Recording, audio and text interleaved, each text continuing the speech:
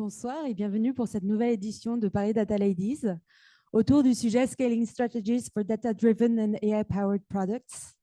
Donc, je suis ravie de co-organiser cet événement avec autour de nous Rémi, Jessica, Sarah et Yasmine que vous pouvez désormais, enfin dès maintenant applaudir.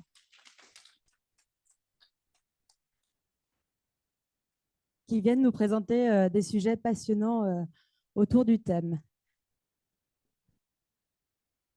Mais avant toute chose, un court rappel sur ce qu'est Paris Data Ladies. Paris Data Ladies, c'est un meet-up co-organisé par 9 femmes que vous pouvez voir ici là, qui viennent d'horizons divers et qui, comme nous tous, sont des passionnés de la data et de l'IA.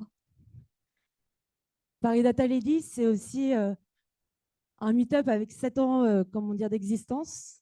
Plus de 5000 adhérents, membres, donc merci à vous. Et un meet-up qui, au travers de ces nombreuses expériences, à travers les 50 meet-up, a permis de vous pouvoir vous présenter et accueillir plus de 150 speakers. Et bien évidemment, on n'oublie pas de remercier l'ensemble de nos sponsors qui nous permettent de continuer dans cette belle lancée.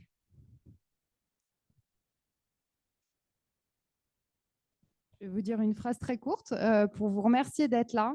Et je suis très contente ce soir qu'on puisse avoir ce panel de speakers parce que ça réunit des speakers de mon équipe, de mon entreprise précédente, à savoir Sarah et Yasmine. Et du coup aussi Jess et Rémi de chez Miracle qui vont pouvoir vous parler particulièrement des enjeux de scaling et de collaboration qu'on a eu entre produits et data. Et je vais laisser Rémi présenter tout sur Miracle. Tout et ça va. Merci.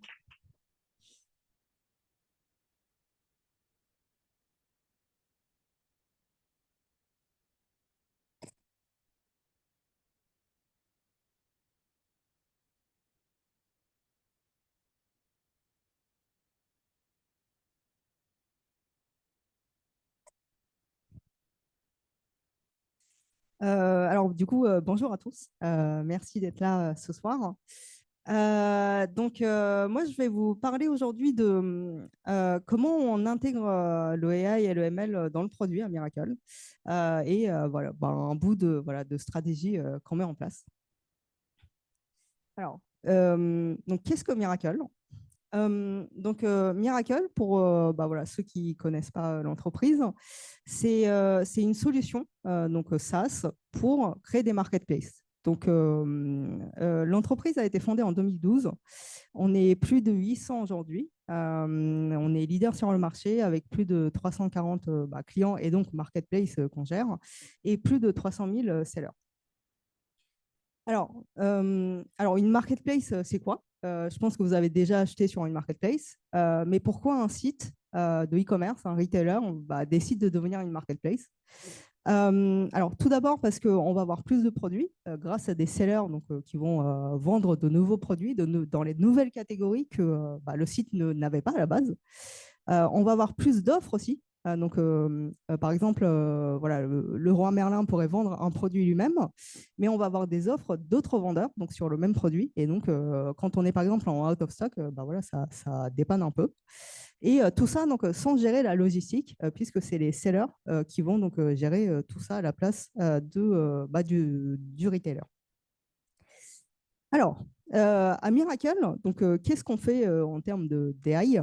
Alors, du coup, on en fait pas mal déjà avant l'arrivée du GenAI. Une des premières features qu'on a sorties, c'était le mapping de catalogue. Donc, vous allez vous demander qu'est-ce que c'est. Alors, quand on est vendeur et qu'on veut vendre sur une marketplace, le seller arrive avec son catalogue. Il a sa façon de décrire les produits. Donc, souvent, il a un fichier CSV avec des colonnes qui décrivent le produit. Et en fait, pour qu'il puisse vendre sur la marketplace, il va devoir mapper son référentiel, sa taxonomie à celle de l'opérateur.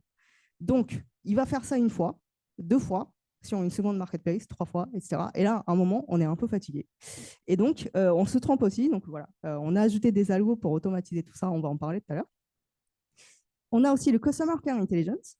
Donc, on va monitorer tous les messages qui sont échangés entre des acheteurs comme nous sur un marketplace et des sellers. Donc, on va avoir plein de langues à gérer et plus de 340 marketplaces du coup. Et donc, on va flaguer les messages qui sont critiques. Et donc, voilà, la marketplace va pouvoir monitorer tout ça et prendre des décisions en conséquence, comme par exemple rembourser le client, etc. On a aussi la recatégorisation automatique, donc les produits qui vont arriver donc dans le catalogue de la marketplace. Et donc, on va détecter les problèmes de catégorisation et leur proposer des corrections. Et enfin, le retail média, un énorme sujet pour nous, mais ce n'est pas, pas la présentation d'aujourd'hui. Je pense qu'on aura d'autres présentations plus tard, peut-être l'année prochaine. Donc, c'est de la publicité sur des sites de e-commerce. En fait, les vendeurs vont venir bider sur des emplacements qui sont stratégiques sur le site de e-commerce pour avoir plus de visibilité, avoir des conversions, etc. Mais en échange, il va falloir qu'ils payent. Alors, l'agenda aujourd'hui, j'aimerais vous parler de la stack qu'on a mis en place pour pouvoir scaler les use cases. Ça va être la data platform et la plateforme ML qu'on a mis en place à Miracle. Un exemple de use case, alors j'ai mis 2, mais en fait, c'était un exemple. J'ai été un peu optimiste sur le temps. L'organisation, donc très rapidement, et voilà, une petite conclusion à la fin. Et il y a une surprise, vous verrez à la fin. Alors, la première chose que j'aimerais vous partager, c'est la plateforme ML et la data platform. Donc, pour pouvoir scaler des use cases ML, il faut une plateforme ML qui va rendre les gens productifs, donner accès aux data scientists, donner accès aux données aux data scientists pour qu'ils puissent aller en production plus rapidement. Alors, donc je vous présente un peu l'histoire de notre vie. 2019, j'ai rejoint Miracle. J'avais un ami en face, la data warehouse de Miracle. Donc, il y avait que ça, mais c'était quand même pratique parce qu'il y avait pas mal de données dedans. Donc, c'est une data warehouse qui a été faite par une autre équipe pour un autre objectif, mais ça m'arrangeait pas mal parce que j'étais la première data scientist et il y avait quand même pas mal de données dedans. Très rapidement, donc, première semaine de premier constat. Donc, je dis aux gens de l'équipe, en fait, il va falloir qu'on on change l'architecture, qu'on passe à autre chose. La data warehouse, il va falloir la décommissionner à un moment. C'est l'histoire de toutes les entreprises. On a une data warehouse, c'est pratique. On a de plus en plus de users.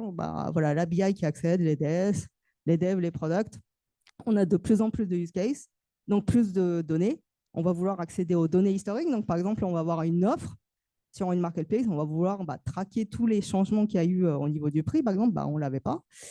Et donc, à un moment, on se retrouve avec une espèce d'architecture data lake, data warehouse, et il y a toute une technologie qui a émergé autour. Je trouve personnellement que ce n'est pas très pratique. Et donc, on voulait avoir quelque chose d'un peu plus robuste et scalable. Par contre, l'objectif de l'équipe, ce n'est pas de construire une data platform ou une plateforme ML. L'objectif, c'est de résoudre des problèmes business avec du ML. Et donc, une des premières choses qu'on a fait, c'est aller en production avec la data warehouse. Ça nous arrange, ça tient à peu près la route. Par contre, en parallèle, on a commencé à réfléchir sur la mise en place d'une data platform moderne. Donc, il y a énormément de POC qui ont été faits sur le choix de la technologie, comment on va effectuer ça, etc. Donc, les data engineers ont pas mal travaillé avec. Et en même temps, nous, côté ML, on a commencé à mettre en place une plateforme ML pour rendre donc, les data scientists le plus productifs possible, que ce soit en POC ou pour aller en production. Donc aujourd'hui, c'est beaucoup de use cases qui sont mis en production avec la data platform. Donc en fait, souvent ce qui se passe, c'est qu'on va prendre les data de la plateforme, les algos vont tourner, on va re-ingérer les outputs dans la data platform pour les produits ou d'autres utilisations. Et une plateforme ML aussi qui permet, donc qui sert en fait aux data scientists pour itérer plus rapidement, produire plus vite, etc. Alors, bien évidemment, on a de nouveaux challenges qui arrivent. Donc, ce sont des plateformes qui évoluent. On va voir des use cases qui sont différents, comme par exemple, en ce moment, on a des problématiques autour de comment servir un modèle avec une faible latence, donc moins de 10 millisecondes. C'est quelque chose qu'on ne gérait pas avant. On a aussi tous les sujets autour du hosting LLM.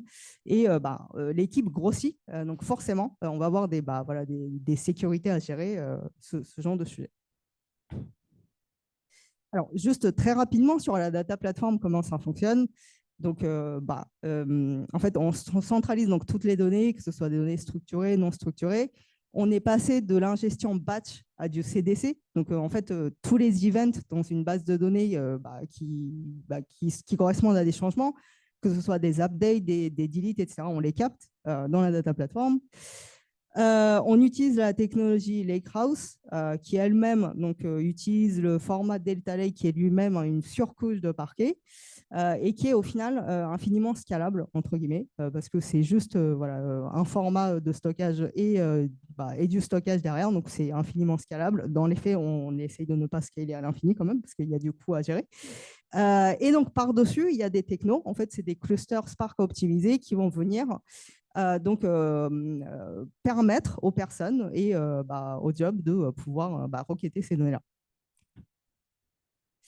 Alors, sur la partie ML Platform, elle se plug bien évidemment sur la data platform de Miracle, qui est la brique fondamentale. Et donc, alors je ne vais pas vous mentir, il y a beaucoup de composantes qui ont été, qui viennent de Databricks, qui est notre outil interne.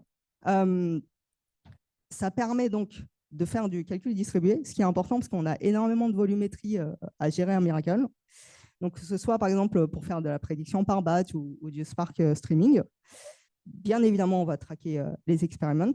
On va enregistrer des modèles. On va avoir toutes les versions d'un même modèle qui évolue, etc. On va aussi pouvoir les partager à d'autres data scientists pour qu'ils soient utilisés dans d'autres projets, par exemple. Bien évidemment, l'orchestration, par exemple, on va vouloir scheduler un update de modèle tous les mois. On va pouvoir prédire, par exemple, toutes les heures, tous les jours, etc. Et une composante modèle serving. Donc, on commence à en avoir de plus en plus des use cases où on doit mettre à disposition des endpoints de modèles. Donc, au tout début, on avait fait quelque chose in-house custom. On a un service managé avec Databricks. Alors, du coup, ça coûte cher, mais ça nous permet d'aller vite et on résout le problème de coût après. Et là, je vous en parlais tout à l'heure, on a des problématiques. On essaye de mettre en place des endpoints à faible latence. Après, il y a des outils de dashboarding et par-dessus, bien évidemment, on peut aller chercher tous les librairies d'autres API pour travailler sur des sujets divers et variés. Alors, donc là, c'était sur la partie stack. Maintenant, j'aimerais prendre un exemple de projet sur lequel une de mes équipes travaille, où on est passé d'une feature où on aidait donc les vendeurs à aller plus vite dans l'onboarding du catalogue, où on était plutôt dans une feature AI assisted. Donc, on va voir un peu qu'est-ce que ça signifie, à un produit vraiment IA. Alors, le catalogue onboarding. Qu'est-ce que c'est? Donc, je disais tout à l'heure, le seller, il arrive avec son CSV ou son Excel. Et donc, il a plein de produits en ligne. En colonne, on va voir énormément d'attributs. Ça peut être la description, les prix, les couleurs, ça peut être tout et n'importe quoi. Mais par contre, la marketplace, elle attend un certain format qui est à lui, qui est à elle. Et il va falloir traduire en fait donc le catalogue du seller dans la taxonomie de l'opérateur. Alors ça, c'est 2 mois de travail, c'est beaucoup. Et en fait, quand le vendeur va avoir de nouveaux produits, et du coup, quand le vendeur va vouloir vendre de nouveaux produits, il va recommencer again ces 2 mois de travail. Donc, c'est un peu embêtant. Alors, donc, du coup, dans le produit de Miracle existant, il y a un outil où, en plusieurs steps, on peut mapper en fait, la taxonomie du vendeur vers la taxonomie de l'opérateur. Donc, ces dernières années, on a ajouté énormément d'algo pour aller plus vite. Donc, en fait, le produit existait déjà. Il y a une certaine expérience utilisateur. On accompagne step by step ce mapping, cet outil de mapping. Et nous, on est venu ajouter donc, des algos pour pour accélérer ces étapes-là. Donc là, on est descendu à 10 jours, enfin 11 jours de travail, ce qui est pas mal. Et là, GenAI est parmi nous. Et donc, on a refait une refonte de cette fonctionnalité en produit vraiment IA. Alors, donc là, voilà, c'est la même chose que le slide précédent, hein. C'est une feature qui est AI Assisted, donc la partie de droite, alors la partie gauche de la partie droite. Donc cette partie-là, on va voir donc, les colonnes donc, du fichier de vendeur. Donc il va avoir plusieurs attributs. Et donc en fait, il y a un mapping qui est effectué. Et parfois, on perd l'information au milieu parce qu'on n'a pas réussi à mapper. 11 jours en moyenne. Et là, magie, AI Product, tout est automatisé. Le seller donc, soumet tout simplement ses données. Et en fait, tout est transformé dans la taxonomie donc, de la marketplace automatiquement. Et on va aussi extraire d'autres informations à partir des descriptions, etc. Et donc là, on passe à quelques heures d'onboarding. Donc, on va onboarder plus vite les produits. Donc, forcément, on va les vendre plus vite. Donc, on est dans une situation win-win. Alors, donc, une feature en one click et plein d'applications GenAI derrière. Alors, donc, il y a bien évidemment eu cette transformation dans la taxonomie de l'opérateur. Il y a aussi l'enrichissement, donc à partir des données qu'on a chez nous. La traduction, bien évidemment, parce qu'en fait, sur une marketplace, on va vendre aussi dans plusieurs langues. Et aussi la réécriture, par exemple, pour être un peu plus conforme à ce que voudrait la marketplace un peu dans son style. Donc, par exemple, une marketplace qui vend des produits de luxe ne va pas avoir les mêmes exigences que d'autres sites un peu plus généralistes. Alors, des challenges, il y en a. Le scaler des algos, des prédictions avec du calcul distribué sur des algos qui existaient déjà avant, ça, on sait plutôt bien le faire. On fait pas mal de Spark dans l'équipe, etc. C'est quelque chose qui est plutôt maîtrisé, ou maîtrisable en tout cas. Là, on passe à un autre délire avec le GenAI. Pourquoi? Alors, donc du coup, quand on a voulu faire ce projet au début, donc l'équipe a estimé un peu le coût que ça nous coûterait si jamais on utilisait GPT-4. Et en fait, à Miracle, donc en comptant toutes les marketplaces qu'on gère, on est à plus de 10 millions de produits créés tous les mois. Donc, ne serait-ce que sur la création, sachant que les produits peuvent changer de données aussi, donc il y a aussi des updates. Donc, rapide calcul, on est un demi-million par mois. Alors, je ne sais pas vous, mais je n'ai jamais fait un produit à ce prix-là. Donc, je pense que ce n'était pas une solution. Et donc, la solution, c'est de passer à des LLM qui sont beaucoup plus petits, qui sont fine-tunés et qui vont très bien fonctionner. Mais par contre, il faut aussi lancer le produit. Donc, une des solutions que l'équipe a implémentées, c'est ce qu'on appelle le layering. Donc, en fait, le catalogue vendeur va arriver. Il y a un routeur qui va se mettre en place. Et en fait, la grosse partie de la volumétrie va être donc routée vers le plus petit modèle qui a été fine-tuné sur nos données, etc. Il y a une partie qui va passer sur le modèle 2. Et par exemple, sur des données que nos modèles connaissent un peu moins bien. Donc, par exemple, quand il y a une nouvelle langue qui arrive, forcément, tous ces modèles, ça marche un peu moins bien, ou de nouvelles catégories qu'on n'a jamais vues, etc. On va le router vers le modèle le plus puissant, le plus gros, etc. Mais du coup, ça nous coûte moins cher. Il y a aussi une architecture qui a été mise en place où en fait, on a vraiment modularisé un peu sous forme de microservices tout le flux de toute la séquence de modèles qui sont exécutés derrière ce projet qui permet de transformer le catalogue du vendeur dans le format de l'opérateur en one click. Et donc, en fait, on va voir plein de petits modèles. Et certains donc, sont hostés avec la solution qu'on utilisait déjà comme le service managé de Databricks, donc sur des endpoints GPU. D'autres, en fait, pour des problèmes de scalabilité, on les a sortis et ça marche bien, mais c'est des modules qui sont vraiment interchangeables facilement. Et donc, voilà, c'est comme ça que ça a été implémenté. Alors, bien évidemment, cette architecture-là, aussi bien que le layering, ce n'est pas quelque chose qui a été mis en place day one à partir du moment où on a appris que voilà, ça nous coûtait super cher. Il y a une bêta qui a été lancée avec au final une bêta qui ne pouvait pas tout tenir en termes de coûts avec les 10 millions qu'on doit ingérer.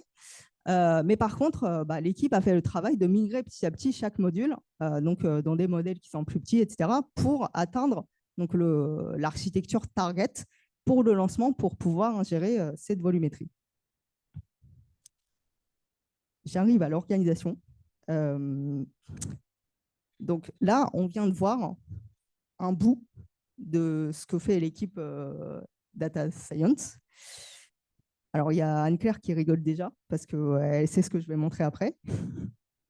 Alors, ça, c'est un data scientist. Alors, pour ceux qui connaissent Miracle et la team Data Science, on est très fan de Doge, donc il y aura des Doges partout. Alors, on a aussi des stickers, hein, si vous voulez, je les apporterai tout à l'heure.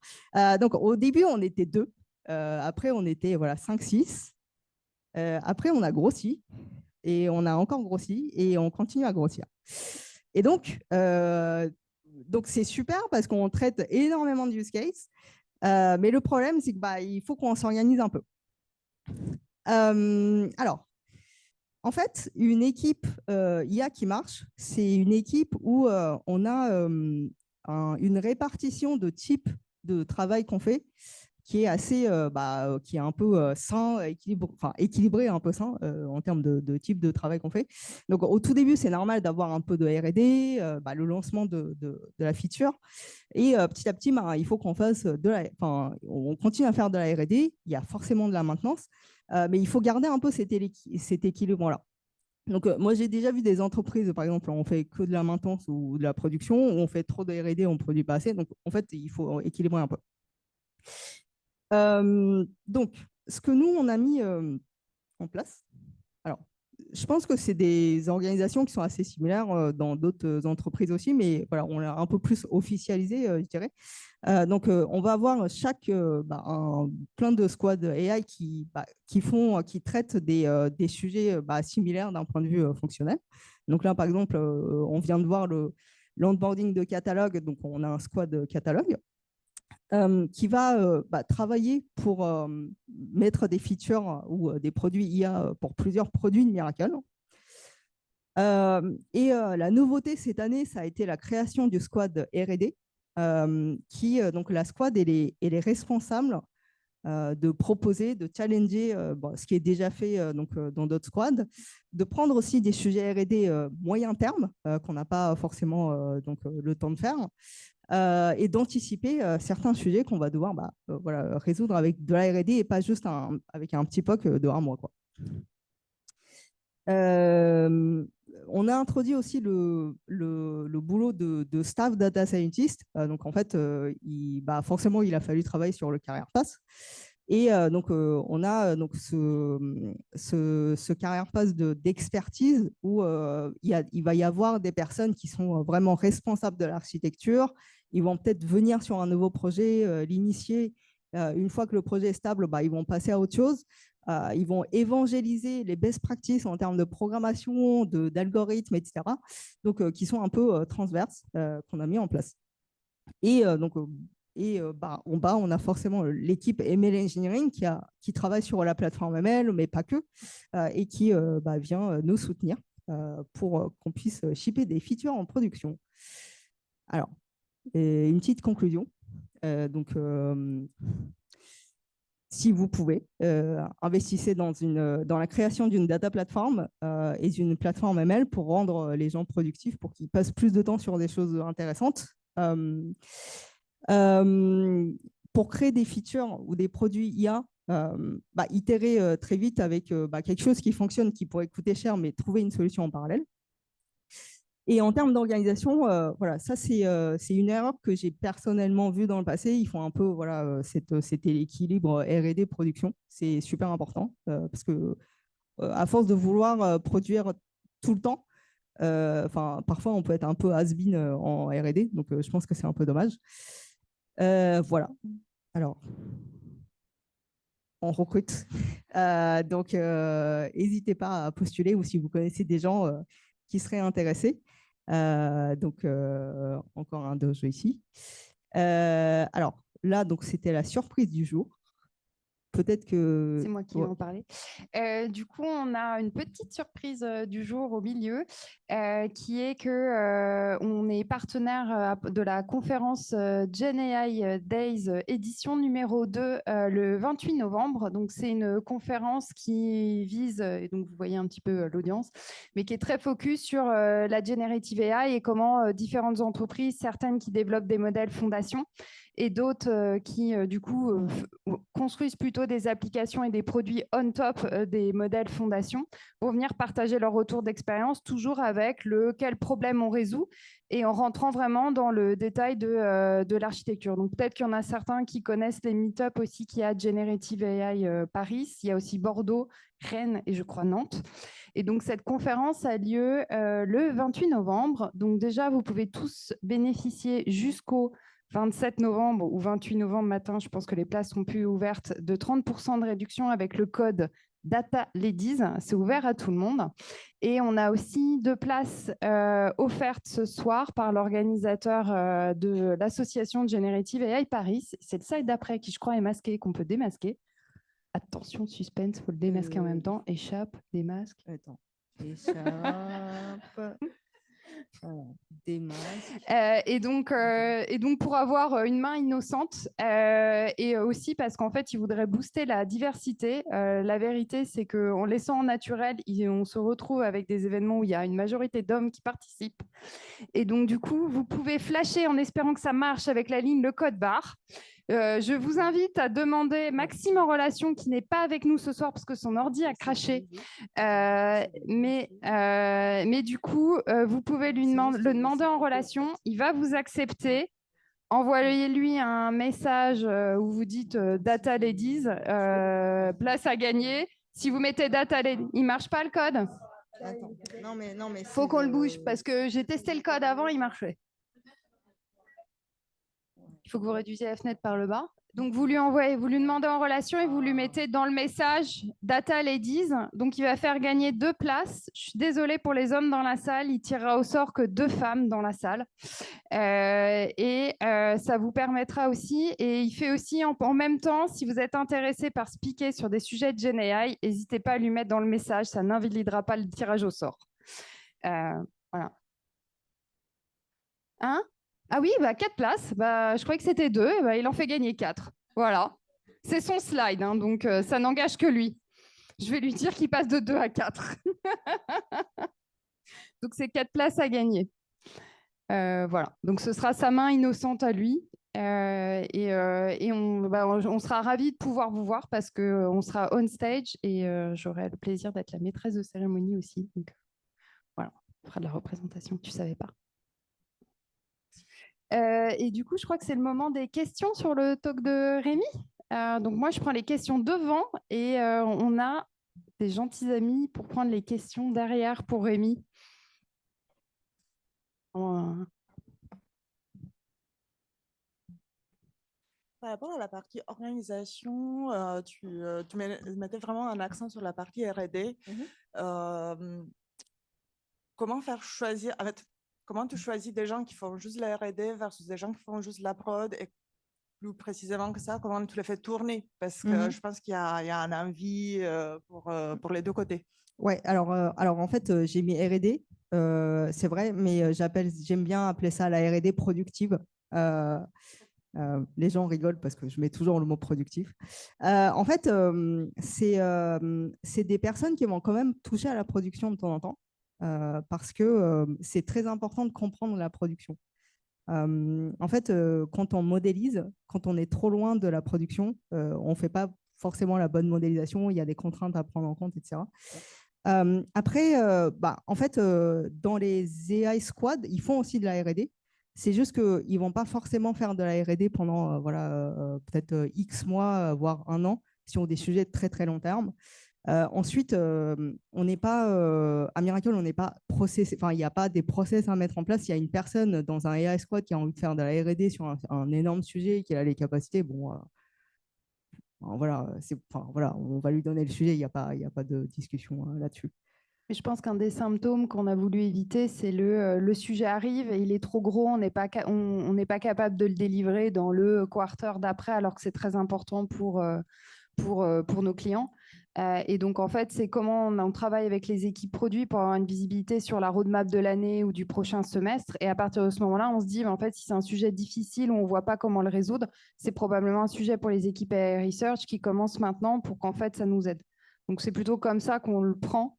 C'est pas juste un truc de discovery qui peut rentrer dans notre cycle naturellement. On ne sait pas comment faire. On doit démarrer par des papiers de recherche. Est-ce qu'il y avait d'autres questions?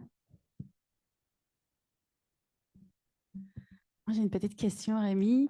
Je suis curieuse en fait de comprendre comment vous avez réussi à suivre en fait toutes les nouveautés autour de surtout tout ce qui est NLP, LLM. Après, il y a les RAG. En fait, on a l'impression qu'il y a tout le temps des nouvelles choses qui arrivent. Le temps que vous développez quelque chose, ben, peut-être il est déjà obsolète et il y a quelqu'un déjà réfléchi à la solution d'après et il l'a mise à disposition. Comment vous avez vécu en fait cette période Alors, effectivement, on fait énormément de veille. On a des data scientists qui sont passionnés. Donc, on fait de base énormément de veille bien avant l'arrivée du GenAI. Et on le partage beaucoup aussi. On a des sessions de sharing où toutes les semaines, ça peut être une démo, ça peut être juste voilà, un notebook à montrer. On partage beaucoup, que ce soit des modèles ou des best practices, des nouveaux packages qu'on a testés. On a été à une conf, on a vu ça, ce serait pas mal d'eux. Donc, on le partage comme ça.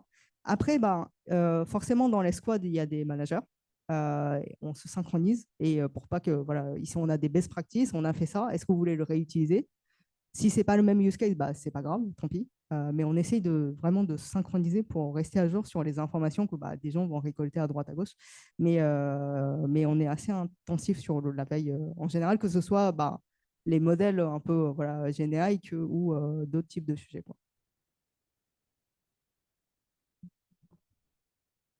Est-ce que vous avez une dernière question? Bonsoir, merci beaucoup pour le talk. Je me posais la question sur le routage. Est-ce qu'il fonctionne avec des règles spécifiques ou est-ce que c'est un modèle qui tourne aussi derrière? Alors, je ne sais pas si on veut dévoiler la secret sauce, mais tu veux prendre la question?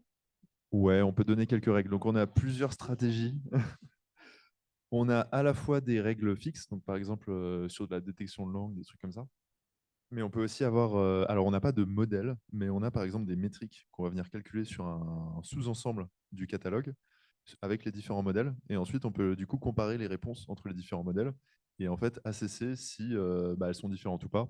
Et du coup, l'idée, c'est de dire si les réponses sont très différentes, on part du principe que c'est le gros modèle qui a raison et que le petit modèle n'arrive pas à faire le calcul. Du coup, on va basculer sur le gros modèle, alors que si les réponses sont à peu près équivalentes, là, on va pouvoir utiliser le plus petit modèle. Il y a beaucoup de papiers de recherche sur le layering de 2024, donc ça a été... N'hésitez pas à les regarder, parce que je pense qu'ils n'ont pas été beaucoup vus, parce qu'il y a pas mal de personnes qui n'ont pas été encore confrontées au problème. Mais ouais. On enchaîne? Merci.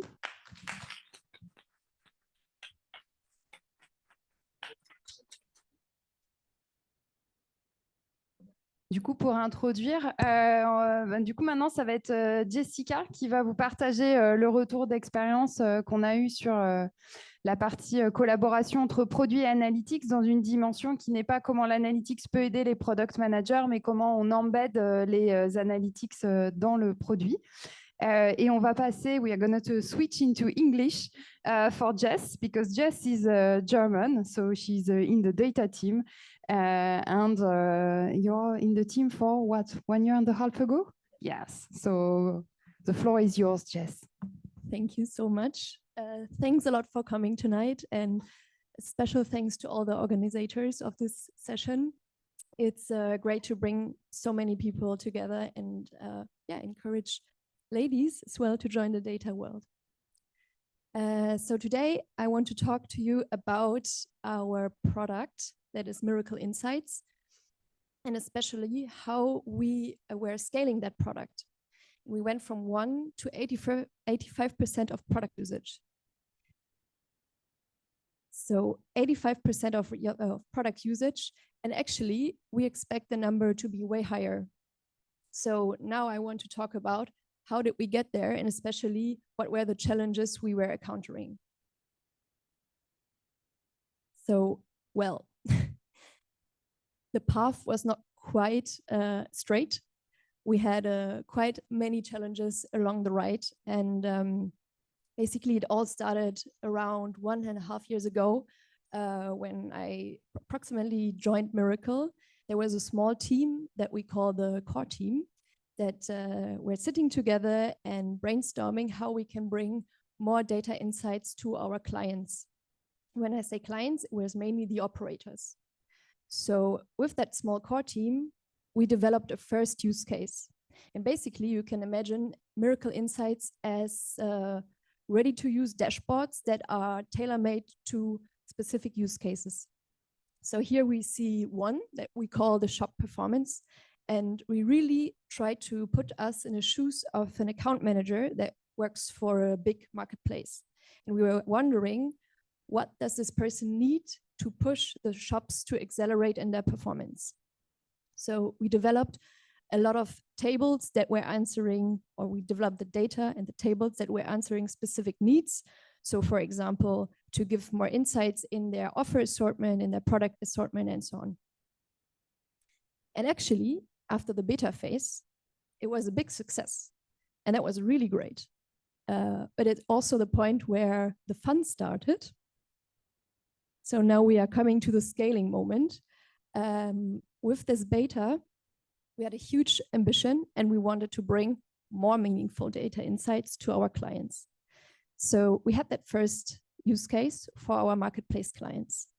And we thought, okay, actually, there are so many more use cases that we can include, right? So we begin and we put ourselves in the shoes of a marketplace manager and many more. We realized that Miracle is actually producing its software that is made for many different platform models. So hence, we have to adjust our product. And we grew. And no, that's not the end. We have operators as our clients, and we are really happy to also have sellers as clients. And sellers, they have a very different need when it comes to analytics because, for example, they can be less resources for a seller to really accelerate in their data journey. And so we had to develop more. And you see in the corner over there, also our team developed and we grew. And that's basically where we're gonna start with our challenges. So we're gonna zoom in. That's a drawing I made. You cannot picture. So first one being very obvious, the team size. So when we started about 1.5 years ago, we had one product manager that kind of oversees the whole scope of Miracle Insights. So we always had one person that was telling us which data points are relevant to bring on Miracle Insights. But when we realized we needed more use cases, we also realized we need more expertise, right? And who is better than the product managers that build the features? So we decided to include and open up the project for all the product managers. And so we went from 1 PM to 10, and effectively, every PM obviously has their roadmap. And so from 10 roadmaps to only 1. And this is really a key learning for us to have a common roadmap. So you make sure that your big team that grew is moving in the right direction together. And you want to make sure that it's always crystal clear what are the priorities and that these priorities are tied to actual business needs. Because what you don't want to have is a huge team that kind of, well, develops in the same time, even though maybe particular people are not needed all the time, right? You want to be very mindful of the resource and your colleagues. So when you have more PMs, you have more ideas that come all together. And obviously also your deployment process is going to change because your product grew.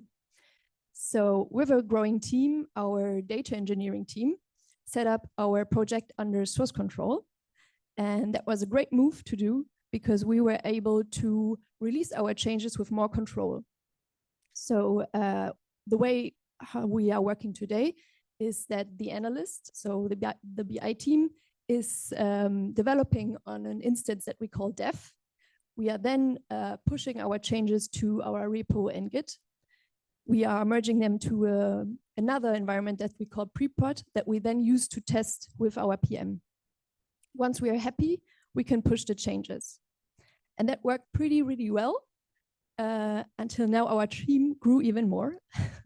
So we are really happy about that. But it introduces also more challenges because now we are many people to contribute to that project. And obviously code can get messy and it takes us a little bit longer than initially to push releases. And to avoid that, we want to move to a slightly different process. And it's more about us working or performing changes on individual branches to then merge everything to the master and have more control on what we're going to push in the end to our clients. So definitely it helps to have a very structured deployment process and to once in a while also kind of question, or not question, maybe more analyze where you or your team is spending the most time. So for us, for example, we were spending a lot of time on the QA process. And honestly, who likes to do QA? Me. It was a very painful process. And so the data engineers in our team came up with a solution that was helping us to automatize that process and save time.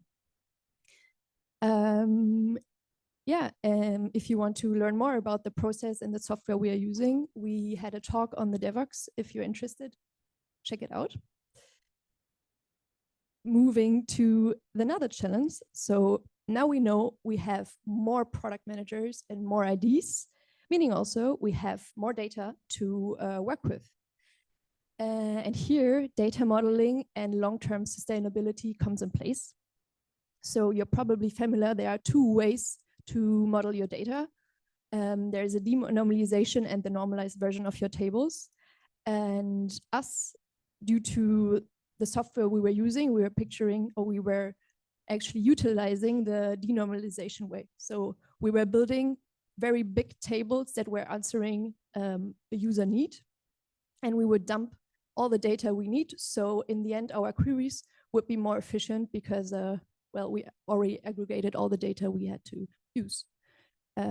Second option would be to have a fact table and then always join whenever you need the data with the dimension tables.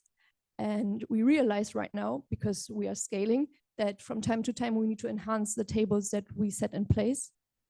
And actually that sometimes can take a little bit of time and is slowing us down. So we are revising and we are thinking about changing our data modeling to be a bit more flexible when it comes to enhancing our data. So here, key takeaway, think ahead. It's easy to say. And yeah, build your architecture with the future growth in mind. And with more data, well, you also have to have a technical team that is confident in managing all the backlog, and when scaling, backlogs can increase. And our learning, or our current process right now, is a process that is a bit legacy. And basically, we are creating tables in SQL. We are then translating them to Scala to have then our Go table ready. And in fact, in our developing team, not everybody is very confident with Scala. And so that can sometimes be a bottleneck when we want to debug, when we want to debug and want to have a better process, right? Because you want to make sure that your core team is comfortable and also autonomous when you scale. And the last one is more a personal challenge. So, well, I'm a data analyst. I started as a data analyst, mainly with the challenge to empower others to use more data, to build tables, to answer needs. And with the scaling of Miracle Insights, I kind of became a PM for that product, because obviously we have to have a team that is managing this new product, and the ideas that all the PMs have, and they have a lot of ideas. So if you're scaling or your team is scaling, be ready to stretch your scope and be ready to get out of your level of comfort. It might feel weird or a bit frustrating sometimes, but actually then you realize that you are also growing and developing yourself.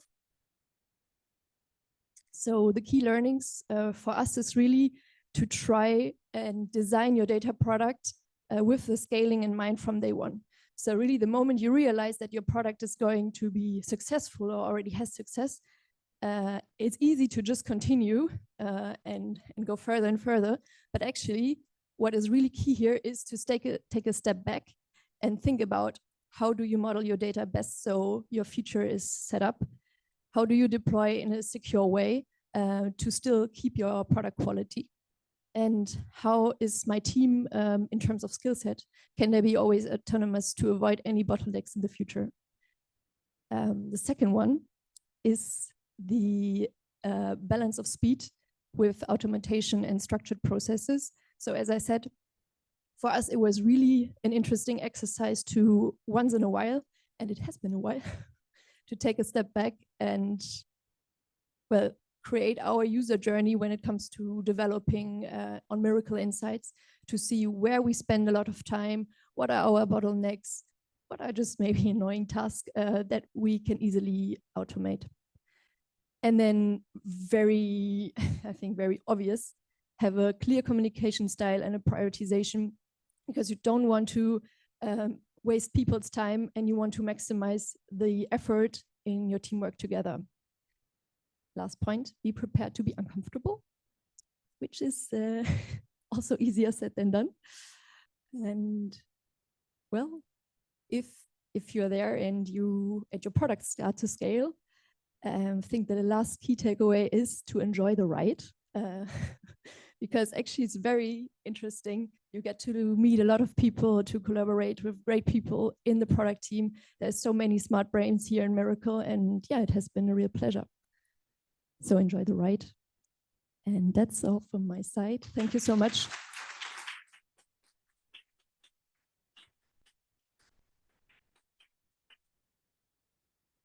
In case you have any questions, feel free to go, or any challenges that you have to encounter, any learnings, please feel free to share. Thank you for the presentation. I have a question. When you do the dashboard with the visualize view, which tool you use? Mm-hmm. So today we are using a third-party tool, an open source software that is called Superset. And it has been since the beginning that we are leveraging that, because we find that you can easily customize it to your use case, and you can embed it in your own back office, which was key for us, because obviously we want our clients to see the insights where they operate with our product. Exactly, it's a free tool, it's open source. There's also a paid version, but it's slightly different. We can take other questions if you have. En français ou en anglais, hein. Les questions peuvent être en français, il n'y a pas de problème. I will try. I have a question for you, Jessica.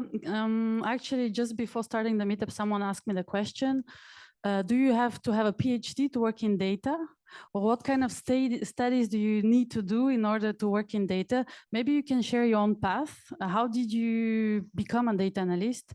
And yeah, if you are any studies or not. What's your secret? I did go to school. So I don't have a PhD. And I think a few people in the data team, they do have a PhD, but definitely not all, so that's not a necessity. I studied business psychology with a master in data, so it's maybe not the most common path to land in data, but I've been always curious.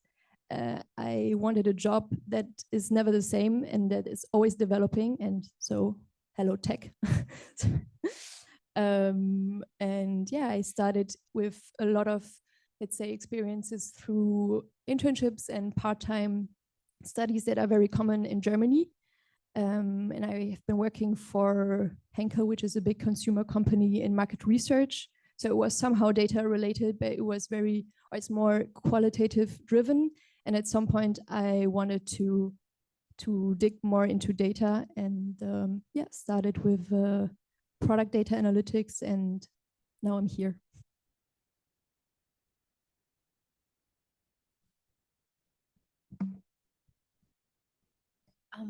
With so many product manager, how do you handle the prioritization? I always have a problem with that word, because that's I think it's a very big problem. So how do you do that? It's going to be a moderated question. Isabelle, our Chief Product Officer, is in the room. We can have the two sides of the answer. But Jessica, yes, you can go. Yeah, that's a very interesting question. And to be honest, when we started to open up the project, I was a bit like drawn to the back, because the PMs that work here, they have a lot of ideas. I'm sure it's also like this in other companies. But I think what was really key for us is to look at each product's roadmap and to connect with the business. So we have a big customer success team, and they are the ones working with our customers on a daily basis. So they could tell us where there were needs, and depending on needs, and if there is a need that comes from multiple clients, obviously we knew that we had to prioritize it. And I think it's once a quarter, we sit back and we look at the roadmaps and try to find a common roadmap and make everyone happy, more or less. Do you want to add on?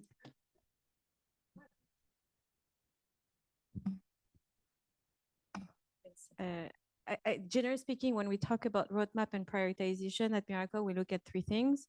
Everything that is related to security and compliance always goes first.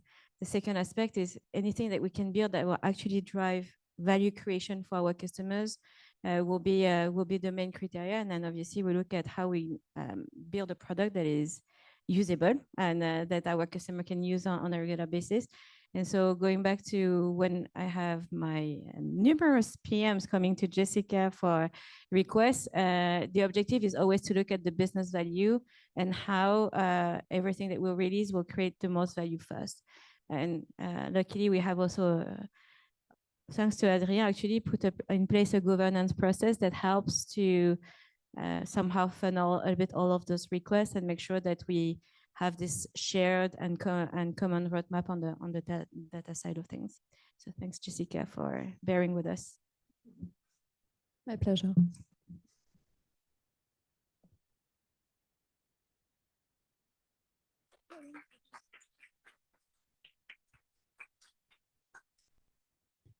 Yeah, thank you, Jessica, for this really interesting presentation. And now we have Sarah and Yasmin to present. They're going to present, so we're going to switch in French. But the modern data stack, the level for the scaling international platforms. Merci. Bonsoir à tous. Alors, avant de commencer, je voudrais remercier déjà Paris Data Ladies et notamment Louise, Fettina et Mélanie pour nous avoir aidés dans l'organisation et les conseils qu'ils nous ont prodigués. Miracle pour nous émerger et nous héberger, notamment Anne-Claire pour nous avoir proposé de participer à ce talk. Alors, aujourd'hui, nous, on va vous parler de comment la transition vers une moderne data stack nous a permis de scaler notre plateforme et ainsi de pouvoir la proposer aux différents pays du groupe. Mais avant, on va se présenter. Du coup, bonjour à tous, je suis Yasmine Touzen, je suis data engineer chez Aramis depuis maintenant un peu plus de 2 ans. Et moi, je suis Sarah Richard, j'ai commencé il y a 7 ans à Aramis Auto et je suis actuellement Head of Group Analytics. Alors, vous avez peut-être déjà entendu parler d'Aramis Auto ou vu nos publicités à la télé. Pour ceux qui ne connaissent pas, c'est une entreprise qui a été créée en 2001 par Nicolas Chartier et Guillaume Paoli avec pour but de réinventer l'achat automobile, notamment avec l'usage d'Internet, parce qu'à l'époque, c'était encore les prémices d'Internet. 20 ans plus tard et avec une expansion dans les différents pays, Notre but, c'est maintenant de devenir la plateforme préférée des Français pour acheter des véhicules reconditionnés. Et pour faire cela, on s'est étendu dans différents pays, notamment grâce à des acquisitions en M&A. Donc, qui dit M&A dit des entreprises vraiment très différentes avec des contextes hétérogènes et des histoires qui leur sont propres. Grâce à ça, ça nous a permis d'atteindre 91 000 ventes et d'avoir un NPS de 69, donc un NPS assez satisfaisant. Et notamment grâce à nos 2400 collaborateurs. 2400 collaborateurs qui travaillent chacun à travers le groupe dans ces entreprises très hétérogènes. Et ce qui fait qu'on devait avoir une plateforme d'État qui permet de répondre à ce contexte. Mais avant d'entrer davantage dans les détails, Yasmine va vous parler un peu plus de l'équipe qui travaille sur cette plateforme. Du coup, l'équipe data chez Aramis opère de manière transverse au niveau du groupe. Comme on peut le voir sur la slide, elle couvre du coup 5 pays sur les 6, avec une forte présence en France. Au niveau du groupe, on peut voir la partie data platform du coup, qui représente le socle technique de notre infrastructure, donc avec 2 data engineers. Pour la partie analytics, on a un data analyst dédié au groupe et des data analysts au niveau de chaque pays. Donc, l'idée, bien sûr, c'est d'être le plus proche possible des opérationnels et du business. Et nous disposons du coup de data scientists au niveau du groupe et localement, du coup, dans les pays qui interviennent du coup selon les sujets. On a chez Aramis une équipe ML et GenAI qui travaille sur tout ce qui est computer vision et LLM.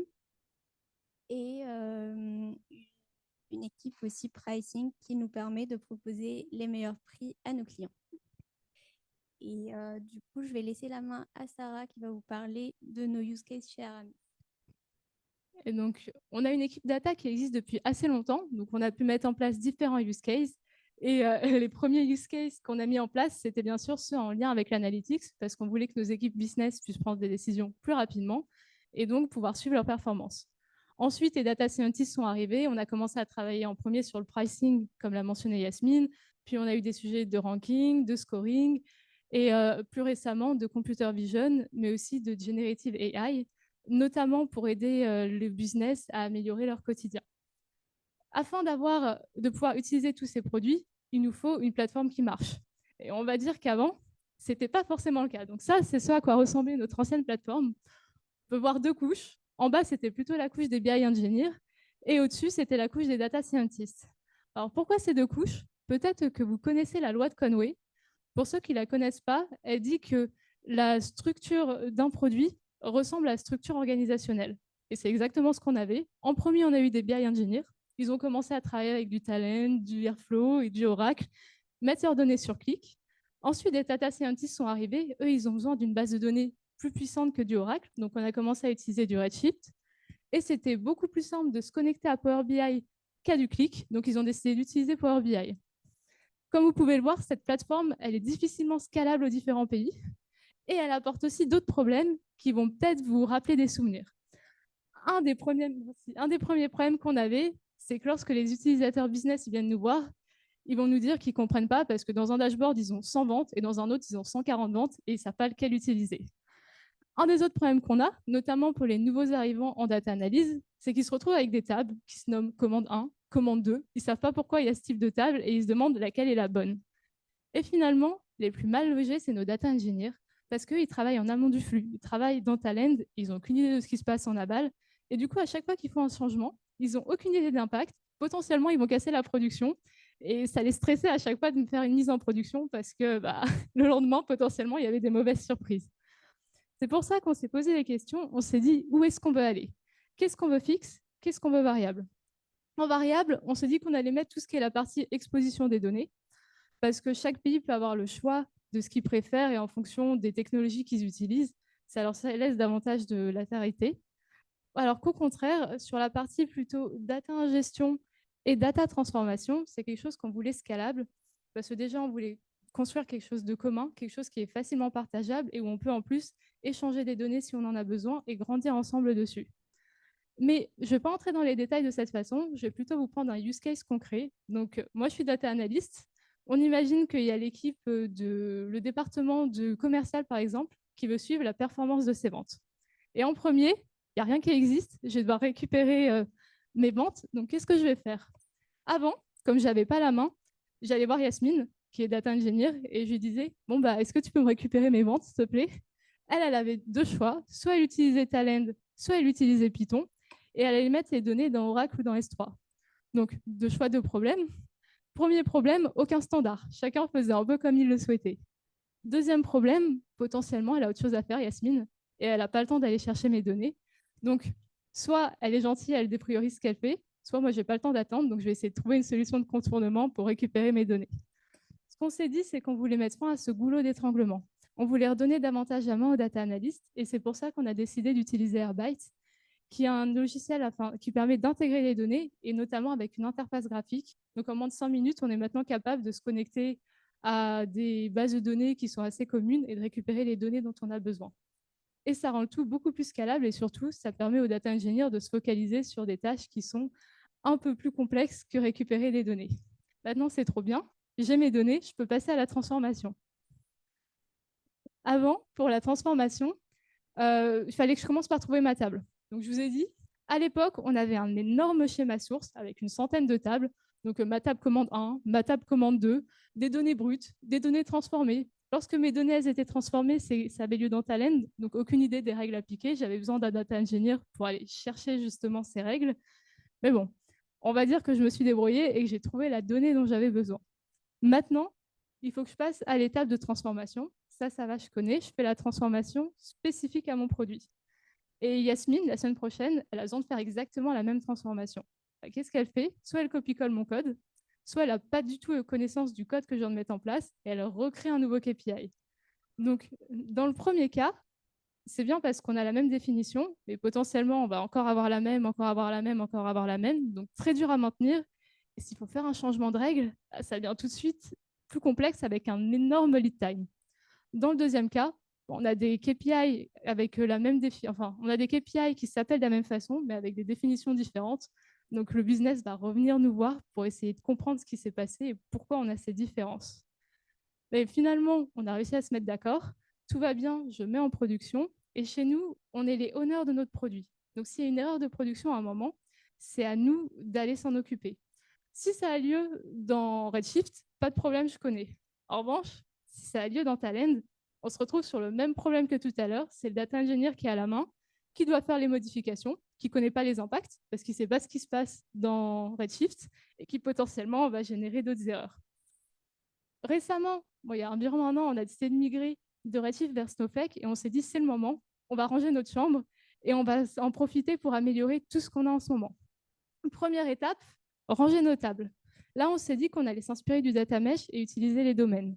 Ce qu'on a fait, c'est qu'on a regardé notre structure organisationnelle et on a décidé de diviser nos domaines selon cette structure. Donc, un domaine sur les ventes, un domaine sur le véhicule, un domaine sur la reprise. Ça nous a permis de ranger chaque table au bon endroit et de plus facilement les retrouver. Deuxième étape, on s'est inspiré d'architecture médaillon afin de découper notre base de données en différentes structures. Dans la première couche, la couche row, ce qu'on fait, c'est qu'on copie-colle simplement les données. En fait, notre but, c'est de pouvoir très facilement discuter avec le fournisseur de données sans avoir à comprendre pourquoi est-ce que cette donnée s'appelle comme ça et les transformations qui ont eu lieu.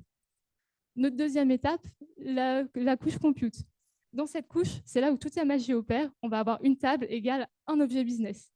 Plus besoin d'avoir différentes tables, une seule table commande qui contient toutes ces règles business et du coup, tous les produits seront connectés à cette table. Et si la règle change, très facile parce que c'est au même endroit.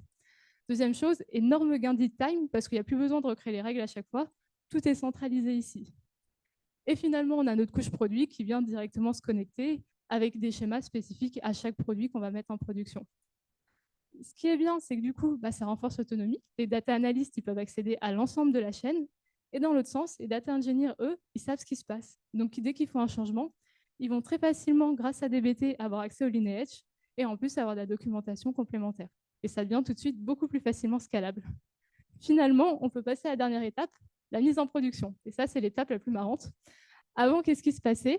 On poussait tout sur code commit, on ouvrait notre machine virtuelle, on ouvrait un terminal, on se connectait manuellement à l'EC2 de notre serveur de prod et on déployait manuellement en Docker et en Git.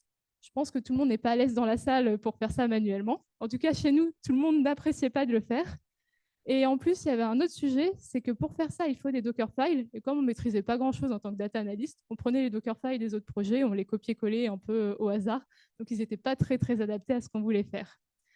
Finalement, un des derniers points qu'on avait en problème, c'était code commit. Parce qu'en fait, code commit, il ne répond pas à la logique de scalabilité qu'on souhaite avoir, notamment au niveau d'administration.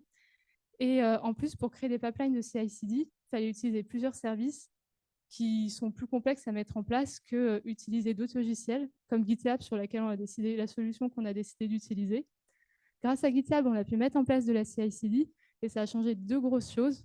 Première chose, on a redescendu la complexité pour les data analysts. Ils ont uniquement besoin d'intervenir si la pipeline ne marche pas. Et surtout, plus important, on a redonné la main aux data engineers. Maintenant, ils peuvent gérer l'ensemble de nos CI/CD. Ça leur permet d'avoir des templates de maintenance et des pipelines de déploiement. Mais ça a tout de même apporté quelques autres problèmes dont Yasmine va vous parler plus en détail.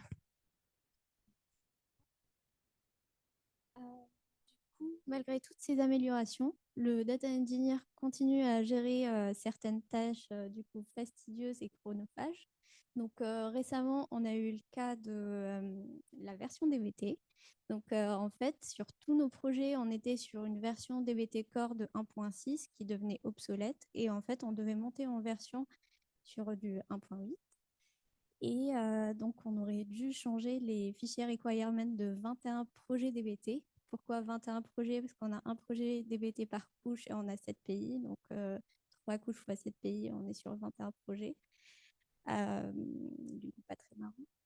Le deuxième problème qu'on a eu, donc pour vous mettre dans le contexte, on utilise des GitLab tokens pour télécharger du coup les dépendances sur DBT. Donc des dépendances qui sont listées dans le package.yaml. Donc le même problème, le token a expiré. Il fallait le changer à la main dans 21 package.yaml. Et le troisième problème qu'on a eu, c'est pour la partie run. Donc nous, sur la partie run, on a un script bash du coup sur Rundeck qui est schedulé sur Rundeck.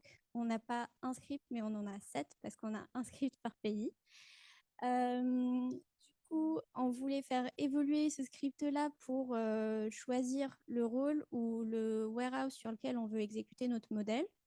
Et en fait, il fallait le faire sur les 7 scripts, sachant que les scripts sont tous différents d'un pays à l'autre. Et vu que ce n'est pas versionné, on ne sait pas quels sont les derniers changements, par qui, ou voilà. Voilà. Donc, on s'est dit, pourquoi ne pas intégrer ces tâches-là dans la CI? Et du coup, ça, c'est notre CI, enfin notre pipeline de CI DBT. Donc, ce qu'on a fait, vous pouvez voir avec des petites pastilles vertes les améliorations, là où on a fait des améliorations, et avec des petits plus bleus, là où on a fait des ajouts. Donc, en première étape, ce qu'on fait, c'est qu'on récupère toutes nos variables en fait d'environnement et nos variables de connexion pour Snowflake. Ensuite, on a choisi de mettre en commun pour tous les projets DBT un fichier Dockerfile commun et un fichier requirement en commun. En fait, ça nous évite de faire les changements du coup 21 fois et de le faire à un seul endroit. Donc, on a un job get Dockerfile qui va récupérer le fichier Dockerfile qui va le copier dans le projet actuel et un job get requirements qui va faire pareil, qui va récupérer les fichiers requirements et le copier dans le projet actuel. Ensuite, on a un job du coup get dbt package et du coup lui va générer le fichier package.yaml avec les bonnes dépendances et surtout le bon GitLab token qu'on a au préalable variabilisé au niveau de GitLab. Pour le dernier job, du coup, le getDBT profile. Du coup, ce job construit le fichier profile.yaml en tenant compte en fait des variables de connexion du coup qu'on va passer en argument au moment de run l'image Docker. Donc, une fois qu'on a tout ça, on passe à la seconde étape, donc l'étape de test. Du coup, on fait un petit dbt parse pour vérifier que toute notre configuration est OK.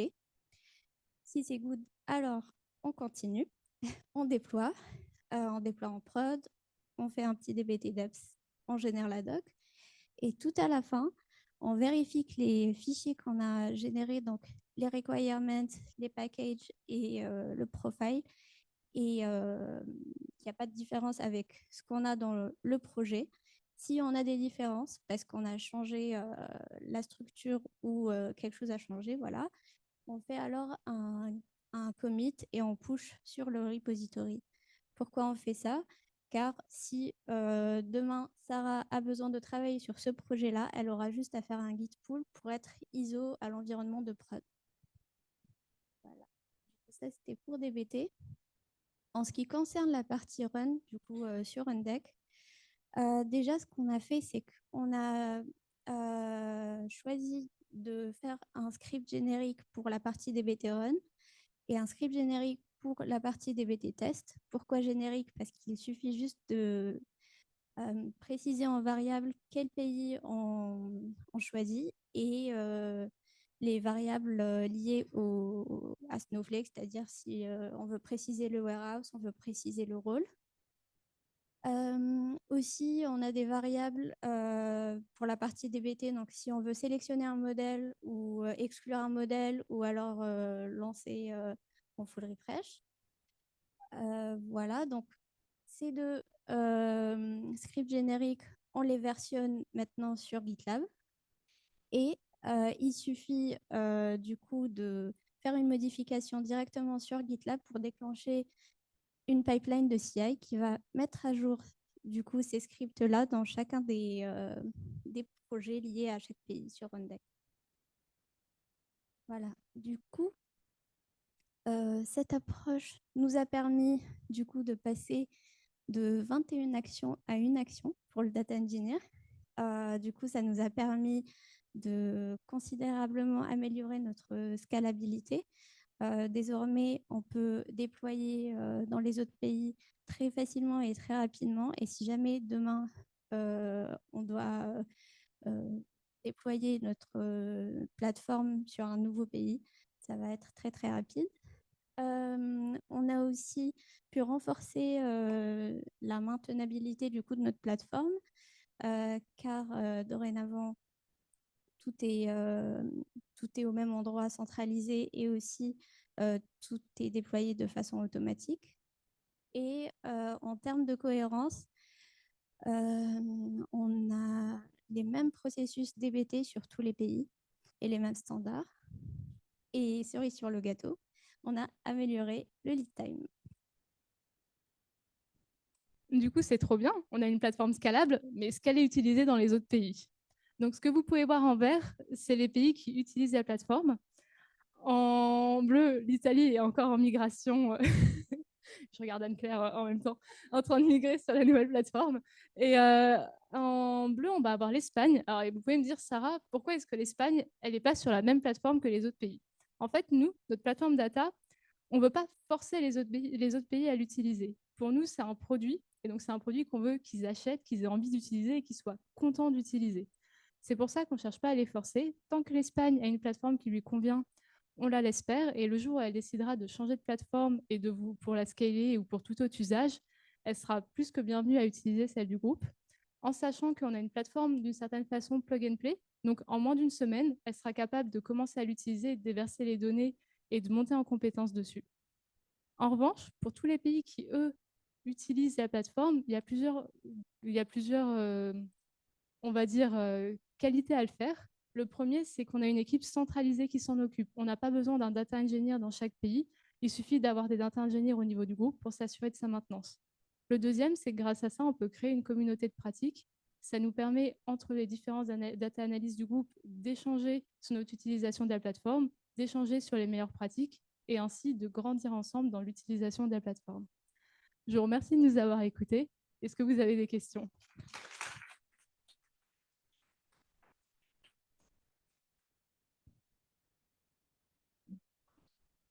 Oui, j'ai froncé les sourcils, j'avoue. Je ne sais pas s'il y avait des questions pour Sarah et Yasmine.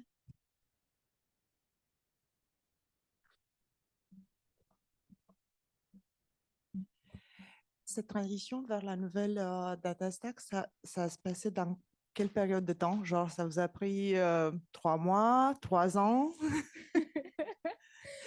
Ça dépend, ça dépend ce qu'on considère. On va dire qu'on l'a commencé il y a très longtemps. On a utilisé Redshift et Snowflake en même temps et on a eu beaucoup de mal à trouver comment la commencer et la meilleure façon de faire la migration. On s'est dit, est-ce qu'on commence par nos produits les plus gros? C'était pas une bonne idée. Est-ce qu'on essaye au contraire de le faire couche par couche? Enfin, on s'est posé plusieurs questions, on a itéré et au final, ce qu'on s'est dit, c'est que le plus simple, c'est de commencer par les produits qui ont peut-être le moins de valeur, mais qui sont les moins difficiles à migrer pour apprendre le plus rapidement sur ces produits. Et donc, en utilisant cette nouvelle façon de faire, ça a duré environ 6 mois, en sachant que ce qu'on voulait, c'était migrer en gardant la même façon, le même code qu'actuellement. Parce qu'on savait que si on partait sur, en plus de l'amélioration de code et de l'amélioration de la legacy, on risquait de partir pour des années pour améliorer ce qu'on avait actuellement. Donc, environ 6 mois, à partir du moment où on a trouvé la bonne méthode pour le faire.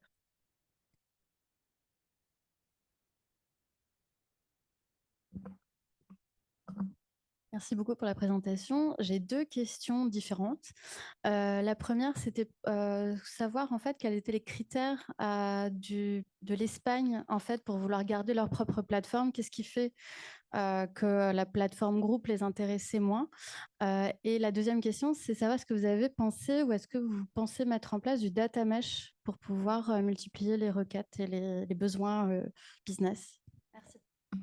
Alors, je peux commencer par l'Espagne. En fait, on a toujours une stratégie où on laissait les pays assez indépendants. Et l'Espagne, ils ont décidé de créer une équipe de data scientists et une équipe de data analysts qui ne travaillaient pas forcément ensemble. Donc, l'équipe de data analysts avait un manager qui connaissait très bien Qlik. Donc, ils se sont dit, on va partir sur Qlik, on va faire tout notre ETL sur Qlik et on va monter en compétences dessus. Alors que les data scientists étaient rattachés à l'équipe IT et eux, ils sont directement mis sur la plateforme IT pour essayer de faire leur algo de data science. Et pour le moment, ça leur convient. Ils n'ont pas de questions dessus, donc ils restent sur leur plateforme. Les jours où ils auront besoin de communiquer et data analyst et data scientist de travailler ensemble, je pense qu'on pourra intervenir et leur proposer notre plateforme. Pour la partie de data mesh, en effet, on s'est juste inspiré des domaines. On sait qu'on a encore, on va dire, toute une comment je pourrais dire, toute une démocratisation à faire sur les honneurs de la data, parce que pour le moment, ils considèrent davantage que la data est honneur de la data et doit s'occuper de sa bonne qualité, plutôt que c'est l'équipe qui le produit et qui est fournisseur qui s'occupe de la bonne qualité. Donc, on y pense, mais on n'est pas encore à cette étape-là. Oui, exactement.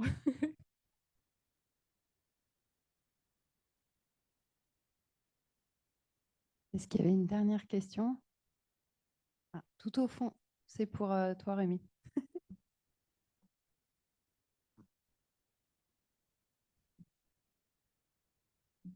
Bonsoir. C'est une question qui marche un peu pour tous les speakers ce soir, mais comment on fait comprendre et adhérer des décideurs métiers à penser en capacité plateforme et pas en besoins spécifiques qui vont permettre, qui vont empêcher de capitaliser justement sur ce que vous faites? Est-ce que vous avez des choses à dire là-dessus? Merci. C'est peut-être pas bien clair, c'est peut-être plus global pour toi, mais je sais pas. Non, bah après, Rémi, elle peut commencer, parce Ouais. qu'elle était la première DS chez C'est ce que Miracle, je me donc suis elle dit. était là au moment où il y a eu la genèse de la data platform. Sauf si tu veux que je prenne la question. Je pense que, il y a des choses où on se dit souvent, c'est bottom-up. Et typiquement, ce type de choix-là, il est très top-down. Parce qu'à un moment, il faut savoir aussi se projeter sur une vision en disant, bah voilà, en fait, on va construire des capabilities qui vont être à différents endroits. Donc, je pense que chez Miracle, Rémi saura mieux en parler que moi parce que j'étais pas encore là, mais je pense qu'il y avait vraiment cette conviction. Et après, je pense que c'est aussi de pas tout de suite se lancer dans un énorme projet où on voit que les layers techniques.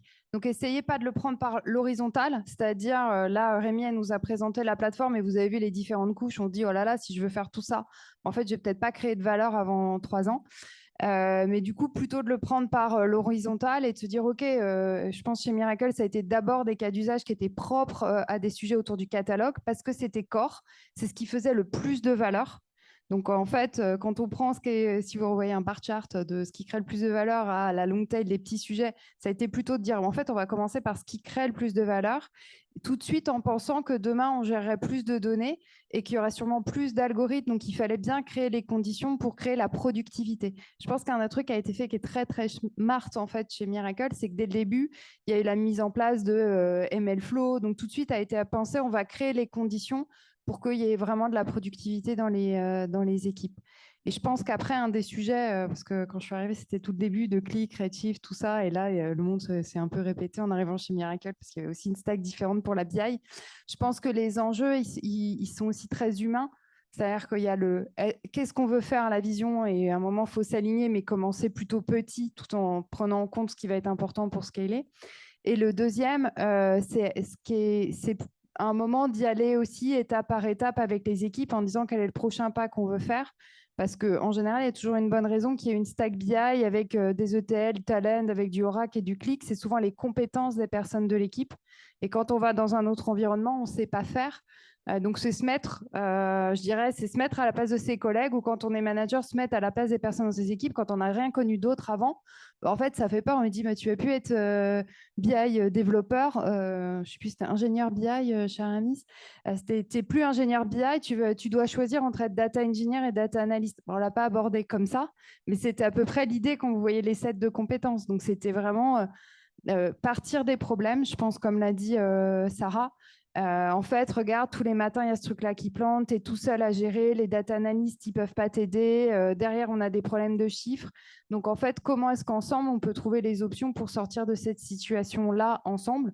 Et OK, ça va nous demander d'évoluer, on va le prendre sur un premier sujet, on va voir. Donc, plutôt ça, les deux tips, je dirais.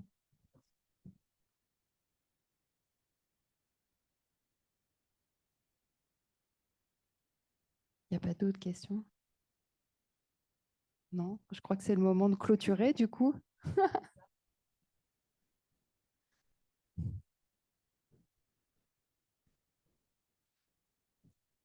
Donc, pour clôturer ce meet-up, merci encore. Enfin, je pense qu'on peut encore applaudir toutes les speakers qui nous ont présenté. C'est super intéressant ce soir. Pour information, donc, le prochain meet-up Paris Data Ladies aura lieu donc, en décembre prochain. Le thème n'est pas encore dévoilé ou dévoilable. Une autre info importante, c'est que Paris Data Ladies grandit et se déporte à Lyon. Donc, si vous avez des connaissances à Lyon ou si vous êtes de passage à Lyon ou si vous êtes de Lyon, avec le télétravail, tout est possible, eh bien, Paris Data Ladies, enfin Lyon Data Ladies, va comment dire, intervenir le 4 décembre chez Capgemini.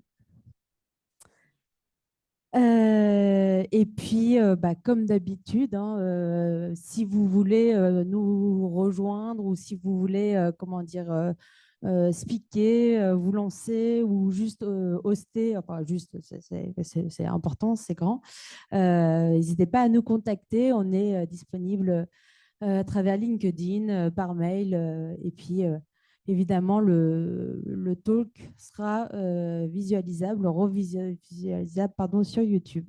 Voilà. Eh bien, je vous souhaite du coup une très bonne soirée et surtout un bon apéro. Et je remercie encore une fois Miracle pour l'accueil et Non, c'était juste pour vous dire que du coup, on a normalement des pizzas et des boissons qui sont plutôt au fond et qui ont commencé à être installées. Et que pour sortir, on est sécurisé. Et donc, à minima, vous pouvez repérer Rémi et moi avec nos goodies Miracle. Mais on est obligé de vous raccompagner pour aller à la sortie parce que vous ne pouvez pas vous promener dans nos bureaux. On est SOC 2, donc voilà, on gère la sécurité. Donc, vous ne pouvez pas sortir sans une personne de Miracle. Alors, je pense que les personnes de Miracle peuvent lever la main. Comme ça, vous nous repérez. Voilà, donc il y en a là aussi sur le coin, ils se cachent. Voilà, et donc on fera des petites vagues pour sortir. Voilà, merci beaucoup et on espère que ça vous plaît et on recrute pour ceux que ça intéresse. Et à bientôt.